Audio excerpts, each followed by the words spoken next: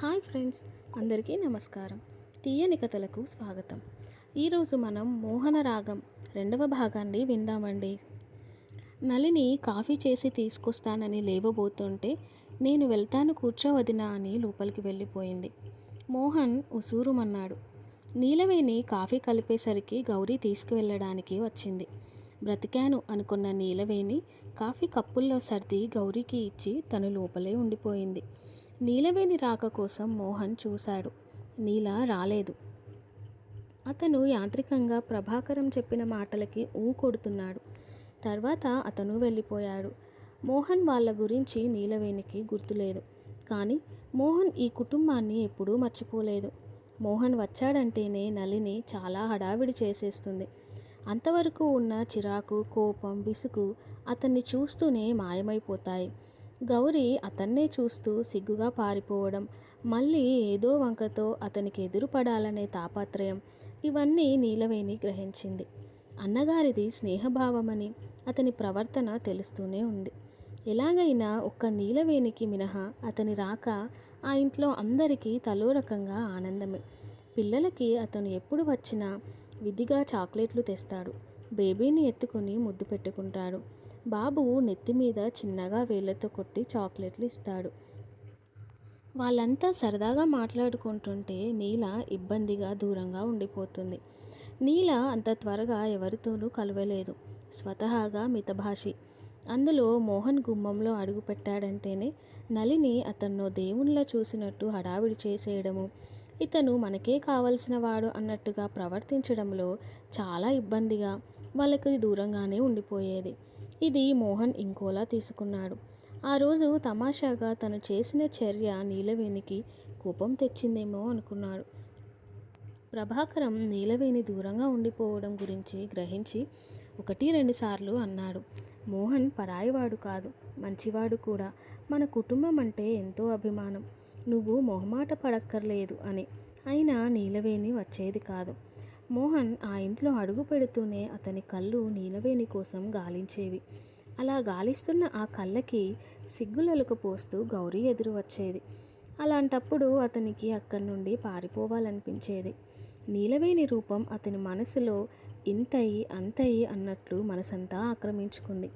నీలవేణితో మాట్లాడాలని అతని మనసు తహతహలాడుతోంది. మోహన్ చాలా చిన్నవాడుగా ఉన్నప్పుడే తండ్రి హఠాత్తుగా మరణించాడు.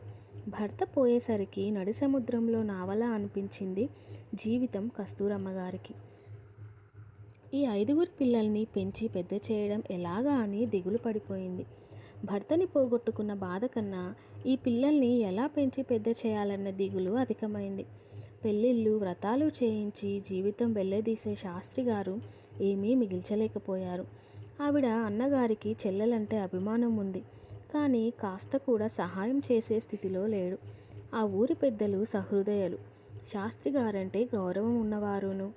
మనం గుమ్మానికి పచ్చతోరణం కట్టుకున్నామంటే ఆయన మరుక్షణం మన వాకిలి ముందుండేవారు. కాకితో కబురు చేసినా వచ్చేవారు. ఆయన కుటుంబం అలా బాధపడుతుంటే మనం చూస్తూ ఊరుకుంటామా? అది మనకి ఎవరికీ మంచిది కాదు అన్న ఏకాభిప్రాయానికి వచ్చారు. మోహన్ అప్పటికే 12 ఏళ్లవాడు. ఊరి పెద్దలందరూ ఒక నిర్ణయానికి వచ్చారు. కస్తూరమ్మతో మీరు ఇక్కడ ఉన్నా సహాయం చేస్తాం, లేదా మీ అన్నగారి దగ్గరున్నా మేము సహాయం చేస్తాం. మీరు ఎక్కడ వీలుగా ఉంటే అక్కడ ఉండొచ్చు. మోహన్ ఈ ఊళ్ళో ఉండే చదువుకుంటాడు అన్నారు. ఆవిడ మోహన్ని ఇక్కడ వదిలి ఆడపిల్లల్ని తీసుకుని అన్నగారింటికి వెళ్తానంది. అందరూ సరే అన్నారు. ఆవిడకి కుట్టు మిషన్ కొని ఇచ్చి కొంత డబ్బు కూడా ఇచ్చారు. మోహన్కి వారాలు కుదిర్చారు. నివాసం మాత్రం ప్రభాకరం ఇంట్లోనే. ప్రభాకరం తండ్రి రాఘవయ్య గారు జాలిగలవారు. పూర్తిగా మోహన్ని ఇంట్లో అట్టే పెట్టుకోవాలన్నా అట్టే పెట్టుకోగలిగే స్తోమత ఉంది. కానీ 4 పెద్దలు నిర్ణయించింది కాదని తనకే జాలి ఉన్నట్లుగా చేయడం ఆయనకి ఇష్టం లేదు. ఏటా కస్తూరమ్మ గారికి పిల్లలకి బట్టలు, దుప్పట్లు మోహన్ సెలవులకు వెళ్ళినప్పుడు పంపేవాడు. ఆయన ఉపకార గుణం అందరికీ తెలిసిందే కాబట్టి ఎవరూ ఏమీ అనుకునేవారు కారు. మోహన్ హైస్కూలు చదువు పూర్తి చేసేసరికి ఊరి పెద్దలు తమ బాధ్యత తీరిపోయిందనుకున్నారు. ఇంకా మోహన్ని పై చదువులు చదివించే ఉద్దేశం ఎవరికీ లేదు. మోహన్ మెరిట్లో పాస్ అయ్యాడు. అతనికి ఇంకా చదవాలనే కాంక్ష చాలా ఉంది. కానీ అది కలలో కూడా ఊహించ సాధ్యం కాని పని అని తెలుసు. అందుకే మౌనం వహించాడు. ఇది రాఘవయ్య వారు గ్రహించారు. ఇంకా చదువుకుంటావా అని అడిగారు. ఒకసారి తల ఎత్తి ఆయన కేసి చూసి తలదించుకున్నాడు మోహన్. రాఘవయ్య గారు మోహన్ భుజం తడుతూ, మా ప్రభాకర్తో చదువుకో అన్నారు. మోహన్కి మొదట అది కలో నిజమో అర్థం కాలేదు. అర్థమైన వెంటనే ఆయన కాళ్ళ మీద పడ్డాడు. ఇదేమిటి తప్పు కదూ, ఈ మాత్రానికే అంటూ మోహన్ భుజాలు పట్టి లేవతీశాడు.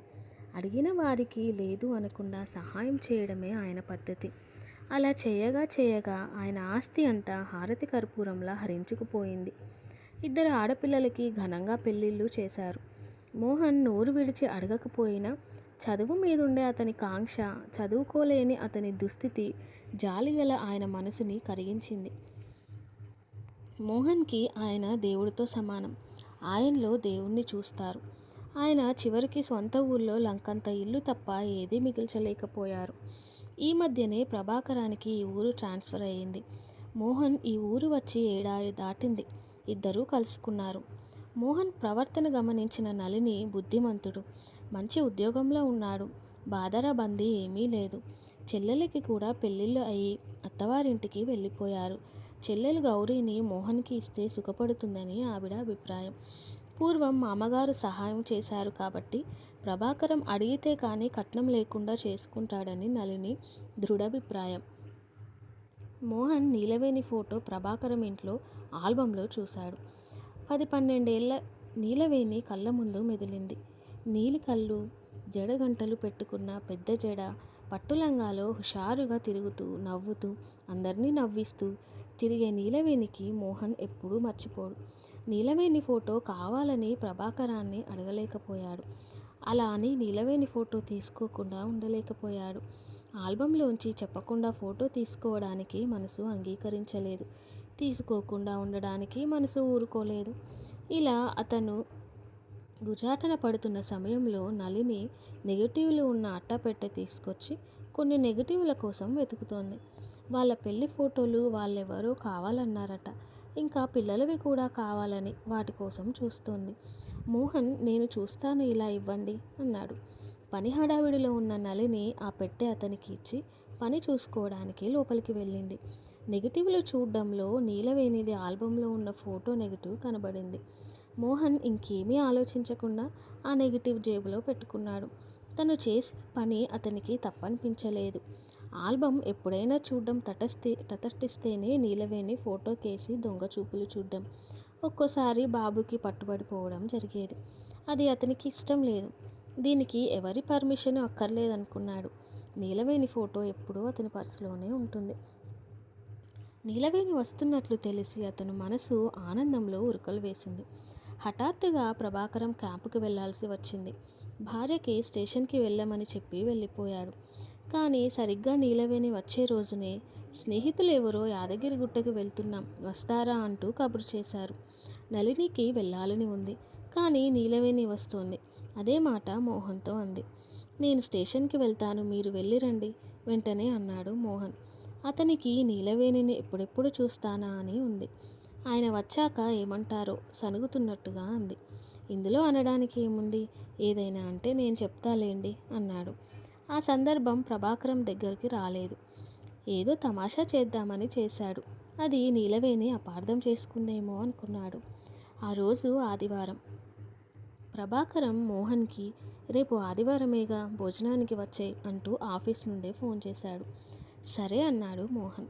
మోహన్ని భోజనానికి పిలిచినట్లు భార్యకి చెప్పాడు. నళిని కూడా సంతోషించింది. గౌరీ మనసు ఎగిరి గంతేసింది. భోజనానికి అంటే మోహన్ చాలాసేపు ఇక్కడే ఉంటాడని ఆ మాట వింటూనే నీలవేణి మనసు ముడుచుకుపోయింది. ఆదివారమే, అన్నగారి ఇంట్లో ఉండేది. అందరూ సరదాగా ఉండొచ్చు అనుకుంది.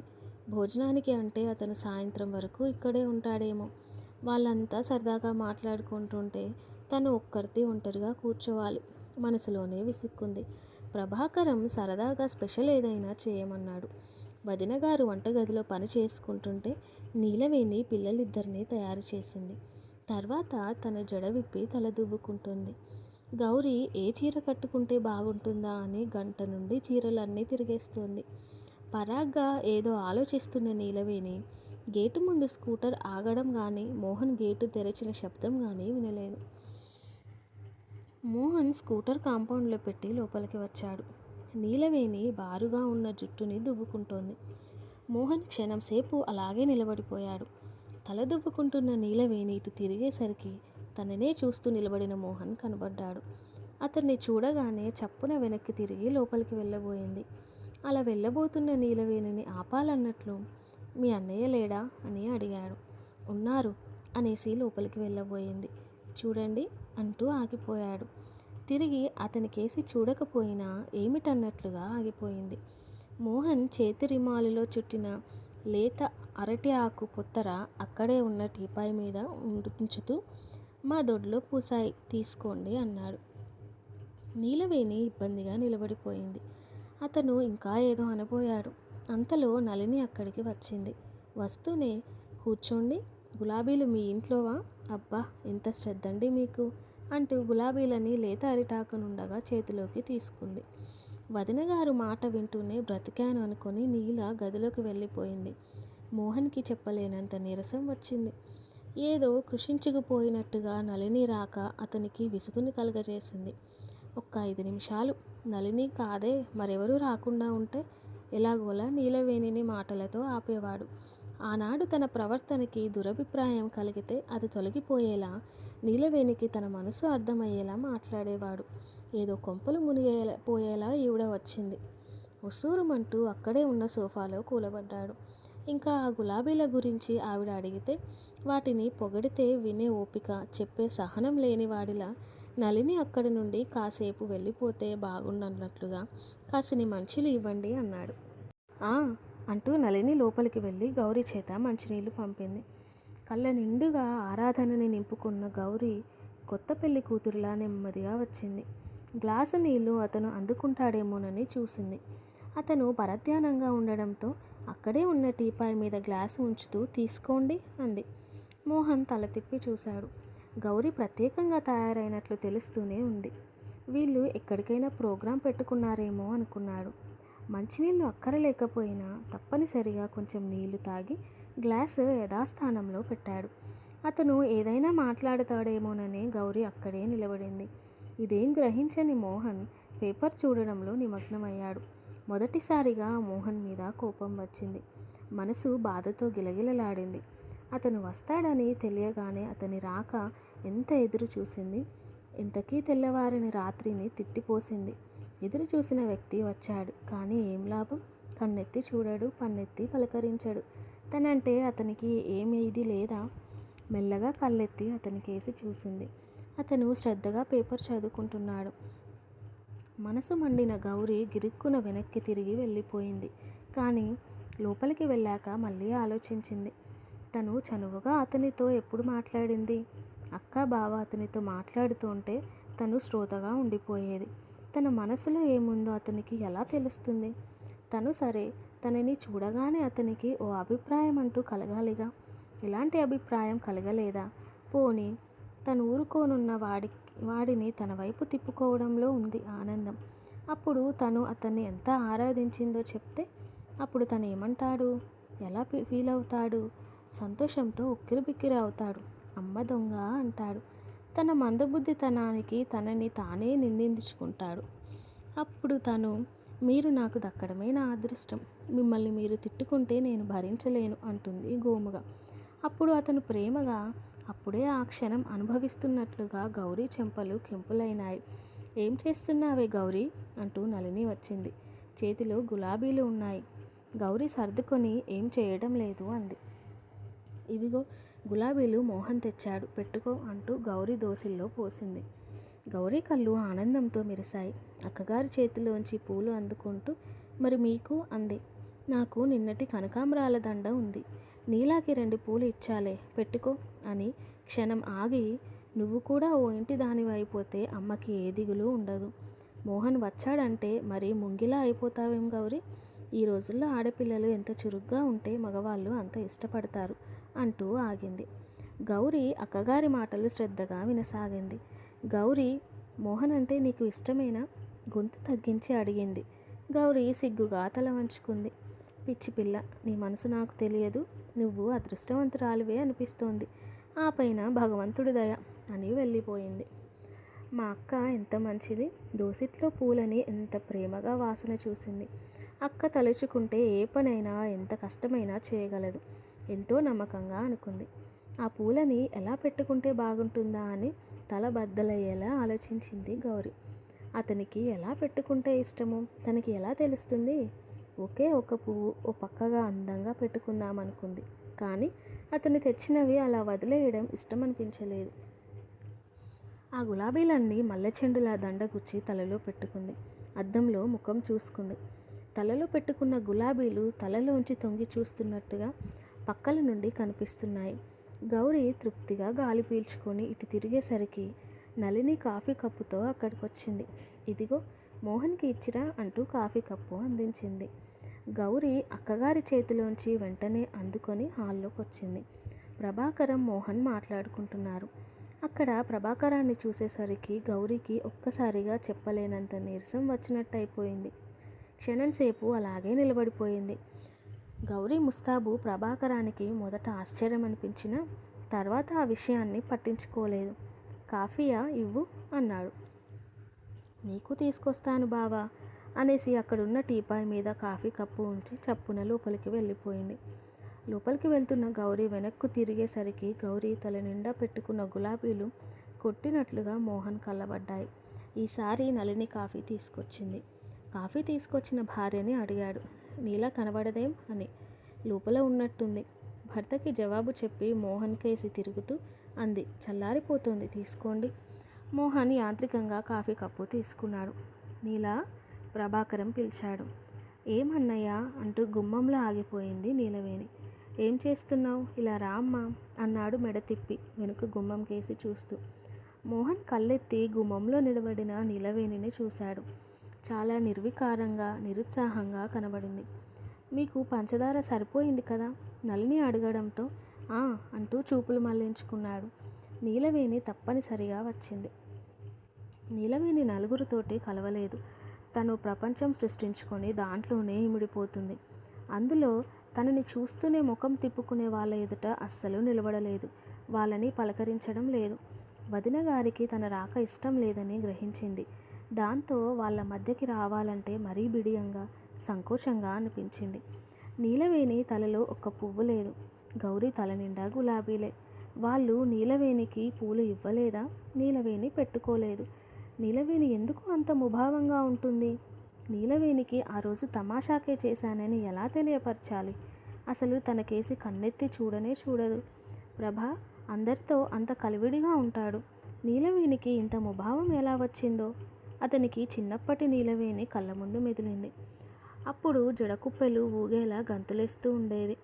నీలవేణి నిలబడే ఉండడం చూసి కూర్చో నీలా, మోహన్ కొత్తవాడు, పరాయివాడు కాదు. మోహన్ దగ్గర సిగ్గెందుకు? చెల్లెలు బెరుకుతనం పోగొట్టాలని అన్నాడు. ప్రభాకరం ఏ ఉద్దేశంతో అన్నా ప్రభాకరం మాటలు మోహన్కి నచ్చాయి. నీలవేణి తప్పనిసరిగా కూర్చుంది. ఏమనుకుందో గౌరీ కూడా వచ్చి అక్కగారి పక్కన కూర్చుంది. వాళ్ళందరూ మాట్లాడుకుంటుంటే నీలవేణి మౌనంగా వింటూ కూర్చుంది. అబ్బా, మరీ ఇంత మొహమాటం ఏమిటి? ఇలాంటి అమ్మాయితో తన మనసులో మాట ఎలా చెప్పాలి? మనసులోనే విసుక్కున్నాడు మోహన్. అతనికి నీలవేణి మాట్లాడాలని, తన మనసులో మాట చెప్పాలని తహతహగా ఉంది. నీలవేణితో ఇక్కడికి వచ్చాక ఆమెని ఒక్కరోజు చూడకపోయినా అతడి మనసు నిలవడం లేదు. కానీ మనసుని గట్టిపరుచుకొని 4 రోజులకోసారి వస్తున్నాడు. మోహన్ వచ్చేసరికి నీలవేణి లోపల ఉంటే అతను వెళ్ళే వరకు బయటికి రాదు. అసలు అన్నా వదిన మాట్లాడుకుంటుంటే వాళ్ళు పిలిస్తేనే వస్తుంది, కానీ తనకై తాను వాళ్ళ మధ్యకి రాదు. తను వచ్చినప్పుడు నీలవేణి కనబడకపోతే ఆ పూట ఇంటికెళ్ళిన మోహన్ మనసు కుదురుండదు. అప్పుడు నీలవేణి మీద కించిత్తు కోపం కూడా వస్తుంది. నళిని భోజనాలు వడ్డిస్తుంటే నీలవేణి వదిన గారికి సహాయం చేస్తోంది. ప్రభాకరం మోహన్ పిల్లలతో పాటు గౌరీని కూడా భోజనానికి కూర్చోమని నళిని మొదటే చెప్పింది. నీలవేణి నేను నీతో తింటాను వదినా అని నీలవేణితో చెప్పడంతో నళిని సరే అంది. ఇదేం తెలియని ప్రభాకరం నువ్వు కూర్చోవేం నీలా అన్నాడు. వదినతో తింటాను, తను ఒక్కరితే వడ్డించాలి అంది. మోహన్ నీలకేసి చూశాడు. అటు తిరిగి నెయ్యి కరగబెడుతోంది. మోహన్ నళినితో అన్నాడు, మీరు కూర్చోండి, అన్నీ ఇక్కడే ఉన్నాయిగా, ఎవరికి కావాల్సింది వాళ్ళు వేసుకుందాం చనువుగా అన్నాడు. అవును నళిని, మీరిద్దరూ కూడా కూర్చోండి, ఇందులో పరాయి వాళ్ళు ఎవరు, ప్రభాకరం అన్నాడు. నళిని ఏమనుకుందో వెంటనే సరేనంది. మోహన్కి ఆడవాళ్ళ కష్టసుఖాలు తెలుసు. మోహన్ ఇష్టపడితే గౌరీ చాలా అదృష్టవంతురాలు. కొంతమంది ఆడవాళ్ళ గురించి ఆలోచించరు. తను మోహన్ని ఈ ఊరు వచ్చినప్పటి నుండి గమనిస్తోంది. అతను కష్టం సుఖం తెలిసిన వ్యక్తి అనుకుంది. అందరూ సరదాగా కబుర్లు చెప్పుకుంటూ భోజనాలు చేస్తున్నారు. మోహన్ మధ్య మధ్యలో జోక్స్ వేసి నవ్విస్తున్నాడు. నీలవేణి అసలు వాళ్ళతో మాటలు కలపకపోవడంతో మోహన్ ఇక ఊరుకోలేక అన్నాడు, ప్రభా, మీ చెల్లెలు అసలేం మాట్లాడదే. ప్రభాకరం ఏదో అనుభవింతలో నళిని అంది. మనం తెలివి తక్కువ వాళ్ళం కాబట్టి వాగుతాం, వాళ్ళు తెలివిగా మౌనంగా వింటారంతే. ఇంతకీ నేను వాగుతున్నానంటారా, వెంటనే మోహన్ అన్నాడు. అతని మాటకి ప్రభాకరం గట్టిగా నవ్వాడు. గౌరీ ముసిముసిగా నవ్వింది. నీలవేణి ఓసారి కళ్ళెత్తి అతని కేసి చూసి అతను అప్పుడే తన కేసి చూడడంతో కంచంలోకి చూపులు మళ్లించుకుంది. నళిని కంగారుగా, అబ్బే అదేం కాదు, మనం సరదాగా బ్రతిమాలించుకోకుండా మాట్లాడతాం. ఆ అన్నా చెల్లెలు చూడండి, వాళ్ళ నోటి వెంట ఒక్క మాట వస్తోందా అంది. ఊరికే అన్నాలేండి అన్నాడు నవ్వేస్తూ. మీరు చెప్పింది కూడా నిజమే అనిపిస్తోందండి. ఇంకా మాట్లాడే ఛాన్స్ వాళ్ళకిచ్చేద్దామంటారా మళ్ళీ అన్నాడు. మనమే ఓడిపోతాం అని గౌరీ మోహన్కి మసాలా వడలు వేయి అంది. గౌరీ వడలు వేయబోయింది. వద్దు వద్దు, మోహన్ చేతులు అడ్డుపెట్టేశాడు. అదేం, మీకు చాలా ఇష్టం కదా, మీకు కారం కావాలని మరి కాస్త ఎక్కువ వేశాను కూడా నళిని అంది. అందుకే వద్దంటున్నాను. కారం ఎక్కువ తింటే కోపం ఎక్కువ అవుతుందట, మొన్న స్నేహితుడు మాటల్లో చెప్పాడు. దాంతో భయమేసి కారం పదార్థాలు తినడం తగ్గించేశాను. అమాయకంగా ముఖం పెట్టి నీలకేసి చూస్తూ అన్నాడు. కారం తింటే కోపం ఎక్కువ అవుతుందా?